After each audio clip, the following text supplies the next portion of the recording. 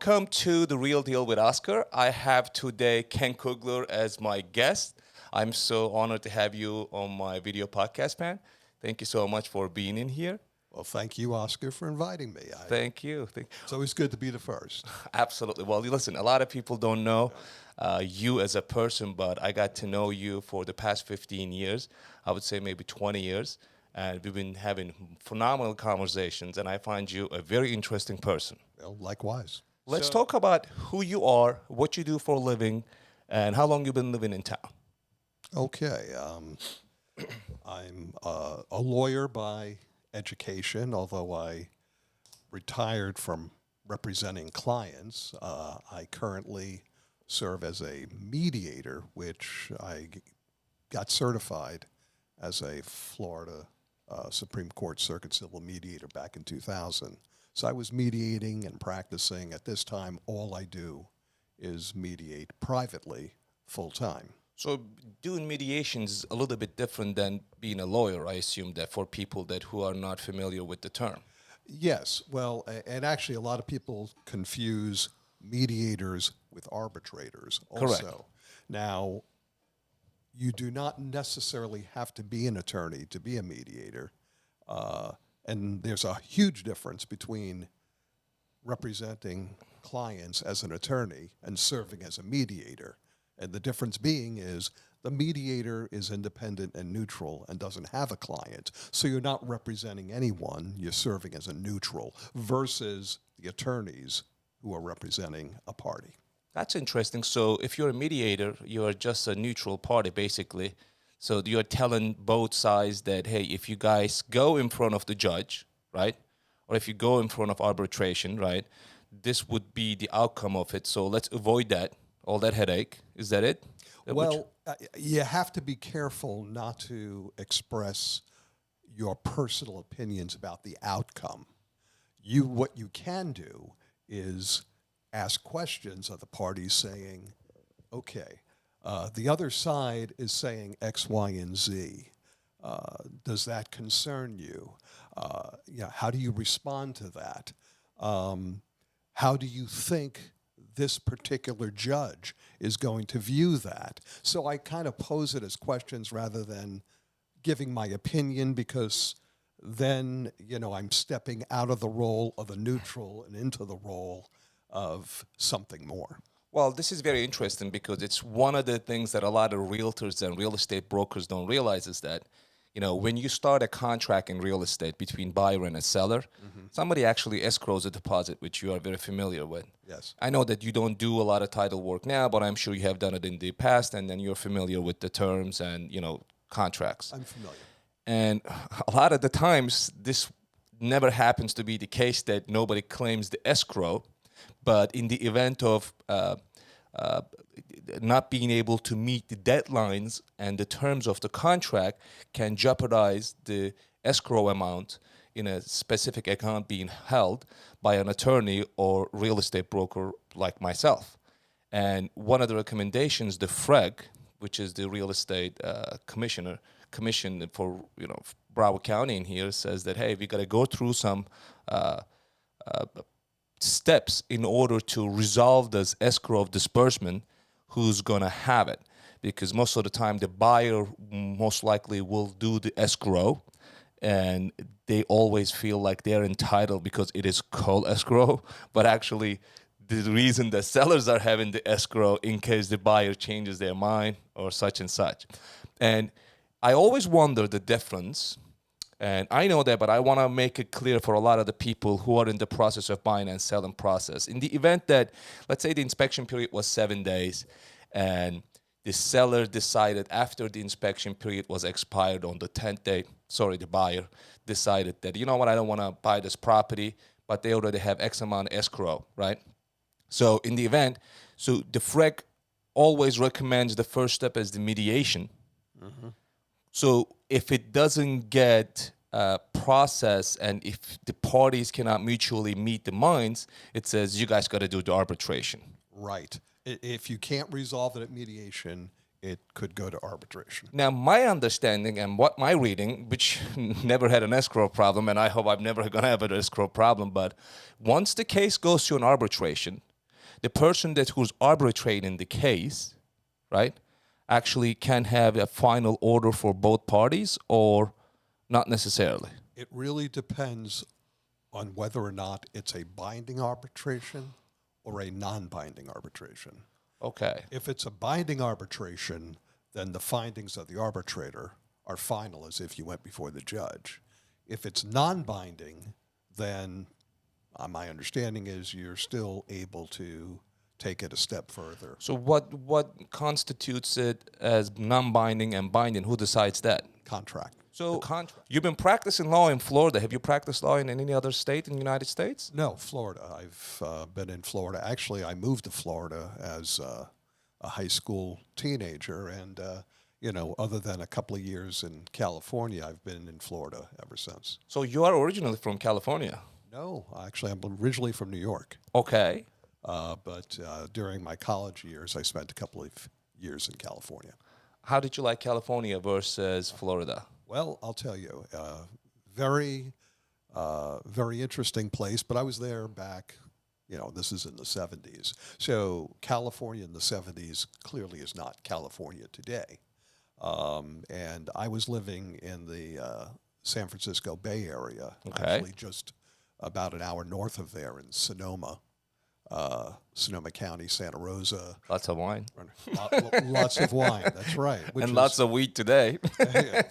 True. That was really a beautiful area, a wonderful time in my life. But events brought me back here, and I didn't stay. But I still keep in touch with close friends who remain there. Yeah, I mean, California itself, just as a place to visit, I mean, you have the mountains, you have the beaches, you have every kind of climate. So in that regard, it's a beautiful place. But with respect to where I would rather live today, clearly I would prefer to live in Florida. Well, it's very interesting that I talked to, like, during this crisis of pandemic, and we can call it numerous numbers that people are choosing to move to Florida. But the main triggering point, I thought that it was COVID, because it kind of like stopped people from what they were doing and start thinking like, wow, like I can do a better life in a better place and better conditions. And I started talking to a lot of people from California, which I never had an experience before, the West Coast and East Coast. We don't get a lot of people on this side of the country. Most of the people that we would get from Boston, New York, New Jersey, the Connecticut. Northeast, right. Yeah, maybe Minnesota, like Midwest a little bit.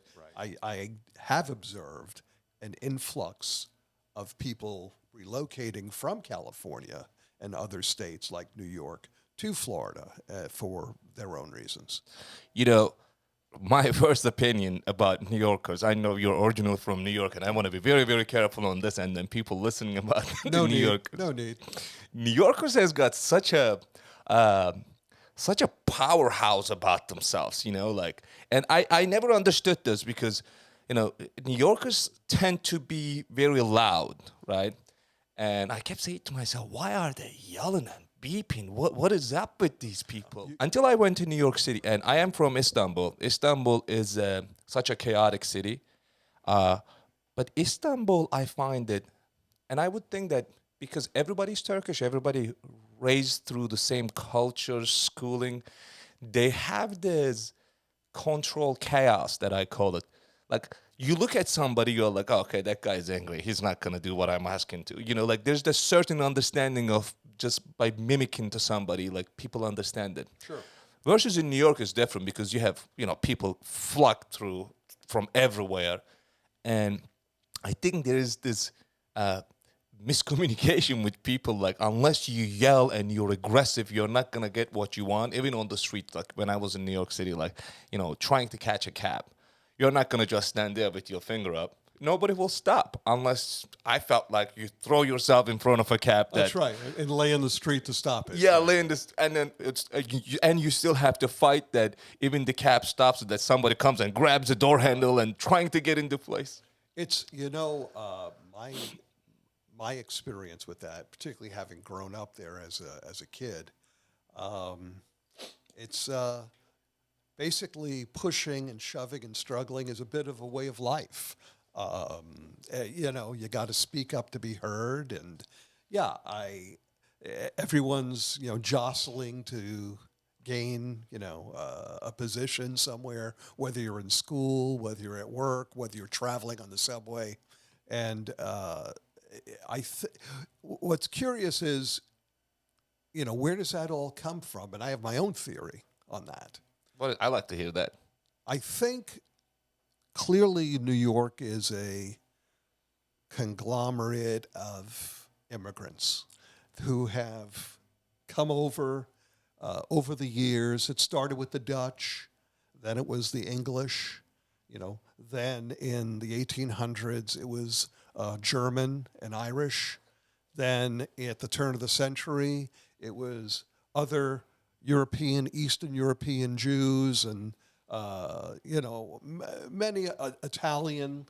So you had all these people coming over, and whoever was already established here, you know, were the bosses. And every immigrant that came here had to fight and scrap tooth and nail to get ahead. Like a seniority, some kind of like. Well, just to you get know. their foot in the door. Yeah. Because no matter who the minority was at the time, for example, when the Irish came over, you know, they, in the opinion of the, quote, long-term settlers, you know, maybe the English, you know, they were lesser, and they were given the most, you know, menial jobs. They were given the jobs nobody wanted, and they had to fight to make their way and establish themselves. So my theory is this, that our ancestors, if you will, you know, my great-grandfather came to this country. I did the research back in like 1886. He came to New York City. He joined his brother, his older brother, who had arrived in 1882. And what did they do? They came here with nothing, you know, seeking the American dream like everybody else. And, you know, they went to work, I believe, in the garment industry. You know, that was a common, Wow. you know, sewing coats or garments or whatever it is they did for minimal wage. And, you know, again, these folks are used to fighting for whatever they have.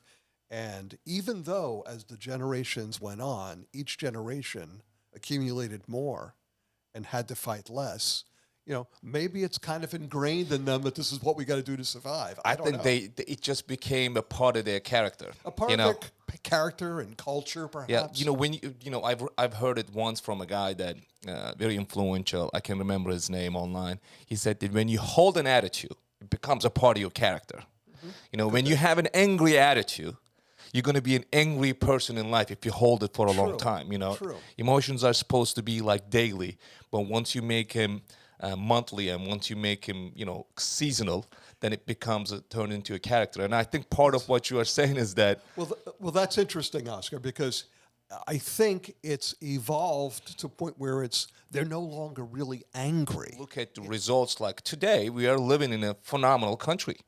I mean, if you are going to live in a country, and if you are coming from a minority, I think United States is the best place, period. In the world. Yes. Yeah. I mean, I am Turkish coming from Turkey, and, you know, growing up, we didn't have any immigrants. Like, I had no idea.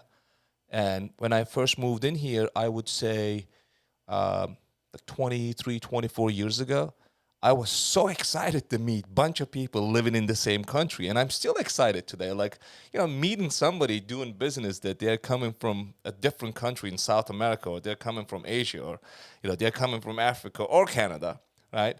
And you immediately see that everybody wants the same. Everybody just wants to have a better life.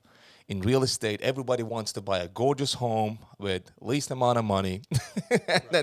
And everybody wants to get the best interest rates and such and such. And it's just the way we look at life. And I wrote we were just talking about it right before you came in here in my email this morning. And, you know, growing up, this was always so fascinating for me. And I always looked at and thought of things that everybody is the same, but there must be such a unique difference among all of us, all of us, like meaning like it's so hard to explain it. Like I like blue, you might like pink, right? But sometimes I think that maybe you see your pink like my blue. You know, maybe we all like the same thing. We just see things differently Well, in a different perspective. it's about perspective, Correct. and it's also, how our perspective filters the information that we receive. You and I might hear the same thing, but interpret it completely different ways. And by the way, that's often what makes arguments and lawsuits. But I think that's very important. That I'm so glad that not everybody likes blue. I do. I'm sure you do, which is great. But if everybody liked blue, we wouldn't have pink. True, but pink is good too. Pink is good too. I want to have options, right? We want choices. And that's why arguing for anything, I think that's why you became an attorney, I believe. It's one of the reasons. It was the money. No. I actually, the way I really decided to go to law school and become an attorney is, at the time I was out of college, undergrad, and I was volunteering as a guardian ad litem, which is an individual who is appointed to not legally represent a minor, but to be an advocate for them, to speak for them, because nobody else may be there as a parent or someone would be. And I would, write up recommendations for them. And watching the process and the court process as a guardian ad litem really piqued my interest, and it eventually led to me going to law school saying, you know what, I probably can do a lot more to help as a lawyer than I can as a guardian ad litem. And at that time, I was also working with teenagers at a program called Adolescents in Distress for problematic teenagers, who had either, abuse, came from abused homes, or had psychological issues, and I enjoyed that work. I bussed tables in restaurants. I washed dishes. I worked construction, hanging drywall, doing laborer tasks. So I drove a small forklift in a warehouse one summer of Sicilian tile in Florida, in Miami. No windows, no air conditioning. It was not the most. How old were you? I probably, I was in college. I did it one summer. I was probably like 19. Were you making good money doing that?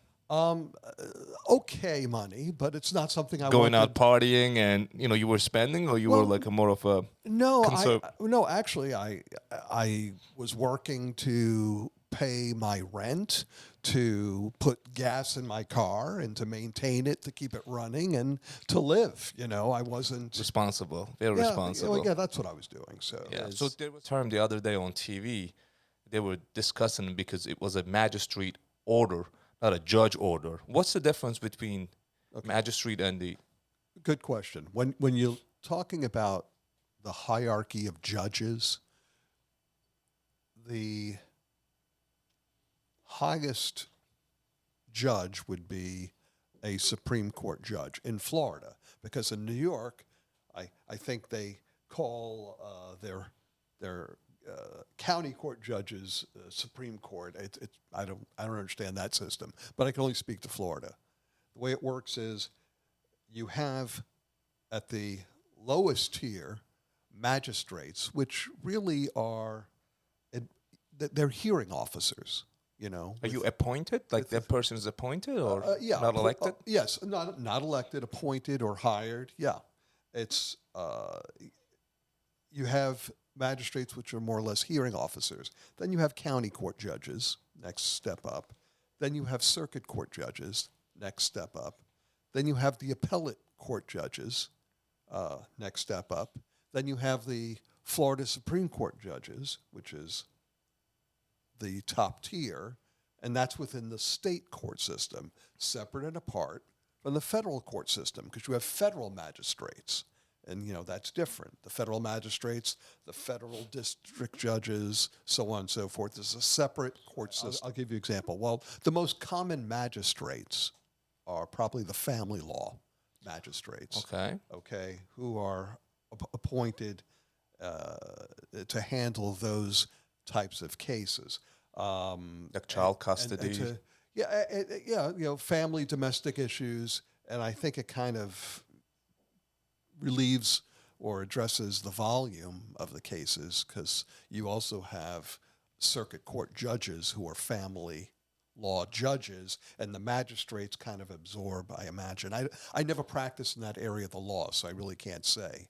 I'll speak to what I did. I was a traffic court hearing officer.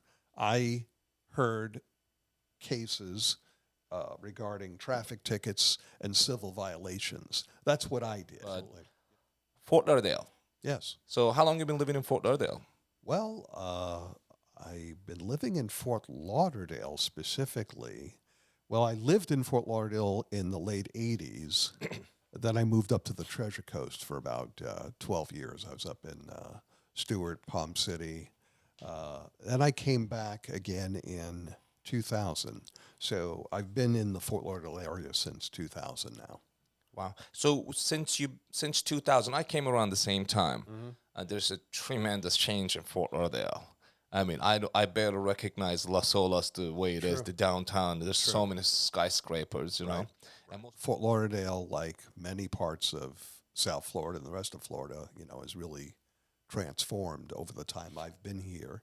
I came here originally, I believe, I know it was January of 1973. And I remember we were living down in Miami at the time, and coming up to Fort Lauderdale, Commercial Boulevard was a narrow 2-lane street, and there was nothing but, foliage on either side of the street, no development. And, many places in Broward County, there was really nothing west of 441. That's pretty much as far as everything went. And north in Broward, I mean, there was nothing, Wiles Road, there were cows. wow. So, and people, kids would use their dirt bikes, going in, around the empty space. So it was very different. So in Lauderdale-by-the-Sea, that's where you locate yourself, Yes. your residence right That's now. where I'm currently. And I see the biggest difference in Lauderdale-by-the-Sea, not in people in general. I think the mindset of being chill and relaxed in Lauderdale-by-the-Sea is the same. And I believe they are one of the smallest cities in the United States. Well, I think their slogan is, relax, you're here. Yes, I love that. Relax, you're in here. But I believe, it's the town of Lauderdale-by-the-Sea. It's a town, and It's a small town. it is a small town, and what I think has helped preserved it, or one of the things that's helped preserved it, is its height restriction. Correct. 3-story and higher. 3-story. Well, you can't build higher than 3-story. The exception is it could be 4 stories if the first story is underground or first floor covered parking, not for occupation. Because then really it's a 3-story residence with parking on the ground floor. And I think it definitely keeps Lauderdale-by-the-Sea very unique. Quaint, I would say. Quaint. And also forces real estate prices to go up because you only have so much land. It is true. I mean, it's supply and demand. If the supply is limited, the demand increases. The value has certainly gone up, but that's only important if you're looking to sell. Correct. It's irrelevant if you don't want to sell it. And quite candidly, in looking around, I wouldn't know where I would go from here. We made the decision back in, I believe it was end of 2008, beginning of 2009, my wife and I, to purchase there in Lauderdale-by-the-Sea and to sell our home a mile north, and to sell the boat and just we were just beat up after so many hurricanes, and I wanted a turnkey scenario where I lock the door, I leave. I don't have to really worry or think about it. And I have that. It was a brand new, we're in Villas by the Sea. It was a brand new low-rise condo. And I remember people actually being in line in front of the sales center. Am I correct? Yeah, I remember Tens of that. people were just sitting there trying to buy and purchase a condominium because But yes, I mean, we love living in Lauderdale-by-the-Sea. My wife and I like to walk the one block to the quote downtown area with the shops and restaurants. and I really think that Lauderdale by the Sea offers that old Florida, like if you were in here 20, 30 years ago, you still have those multi-family homes that people still living in, like True. apartment one of, studios for the season. They're paying Right. like $2,000-$3,000 now versus they used to pay $300-$400. Right. But financially everything goes up and down with the economy, but it still gives you that lifestyle, old Florida, very chill. You don't have to dress up. Put your shorts on. Happy hour at 5 p.m. We're gonna go get some beers. The same bartenders, right? Same people hanging No, out. you're absolutely right. Ask you, where are your popular spots? Well, one is 101 Ocean. We like to sit outside. We like the staff. And there's a good selection of things to eat, and we just love to sit there in the evening and watch the traffic. I mean, my wife and I say it's like we live and work here all year round, but it's like we're on vacation. That's how it feels, and the energy and the activity. We also some other favorite places we like. If anyone likes sushi, we love Fat Boys on Federal Highway. Fat Boy Sushi. Helen is from Sweden. I think a Swedish guy owns Fat Boy Sushi. Oh, interesting. Yeah. But yeah, they're located between Commercial and Oakland on the east side, and we became very friendly. Oh, wow. With the manager and the staff. They treat us like family when we go there, and the food is excellent. Never had a bad. Any other cuisines in Lauderdale by the Sea? Well, if you just walk over the bridge on Commercial, we like Calouse. I love Calouse. Yeah, that's a great place. If you can sit out on the intercoastal. Well, I thank you very much for being on my podcast. It was a pleasure. You are so easy to talk to. And if you guys need a mediation attorney, Ken Kugler, thank you again. And thank you, Fort Lauderdale. And thank you, everybody. Stay classy. Take care. Thank you, Oscar. Thank you.